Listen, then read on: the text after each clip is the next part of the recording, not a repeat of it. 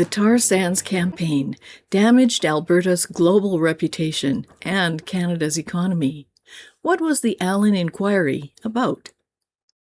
Hi, I'm Michelle Sterling for Friends of Science Society. It may be hard to believe today, but back in the 1970s and 80s, Alberta's oil sands were a source of national pride. At one point, the development of Alberta oil sands was an R&D project second only to NASA in scope. But from the 1990s forward, there was a concerted, coordinated, mostly foreign-funded effort to shut down the oil sands, to landlock Alberta oil, and to completely destroy this source of economic wealth for all Canadians.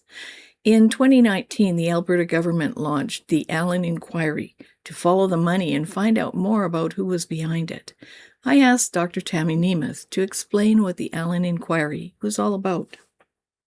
So when the Allen Inquiry was looking at the role of how environmental groups were financed and whether or not it was foreign influence that was behind the tar sands campaign and the move to basically keep oil and gas in the ground and have a particular impact on Alberta, I looked at the broader context for where did these groups come from, what's their real goal, what's the ultimate goal, and that there's different components to the environmental movement. So there's people who truly want to make sure that the environment is well looked after, that they truly believe that maybe humanity is causing changes to the environment.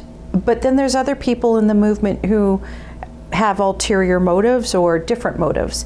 And so then I looked at the different aspects of the movement and who is kind of behind the funding and what do they actually want.